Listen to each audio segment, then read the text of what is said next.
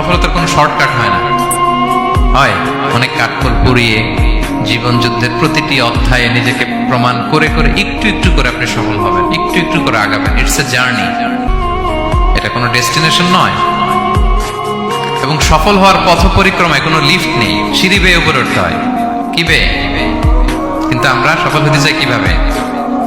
Direct 100 তলায় আমি সফল, উপরে সবার উপরে আমি, এইভাবে চাই সফলতাটা।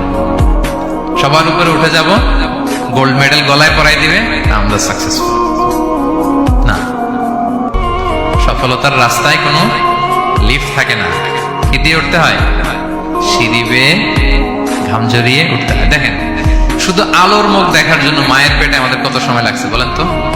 জাস্ট একটু লাইট, হ্যাঁ, 9 মাস 10 মাস সময় লাগছে শুধু একটু আলো দেখবো আমরা।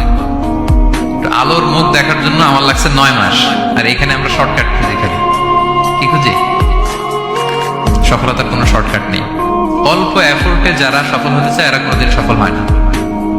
ইউসুফ আলাইহিস সালামের জীবনীটা একটু খেয়াল করেন, একটু একটু করে তিনি সামনের দিকে গিয়েছেন এবং সবশেষে ইজিপ্টের ফিনান্স মিনিস্টার হয়েছে। এজন্য ধৈর্য ধারণ করতে হবে, নিজের সর্বোচ্চটুকু উজাড় করে দিয়ে আপনার রোলটা আপনি প্লে করবেন, এরপর আল্লাহ তাআলার উপর ভরসা রাখবেন। কিন্তু অনেক চেষ্টার পরেও যদি কাঙ্ক্ষিত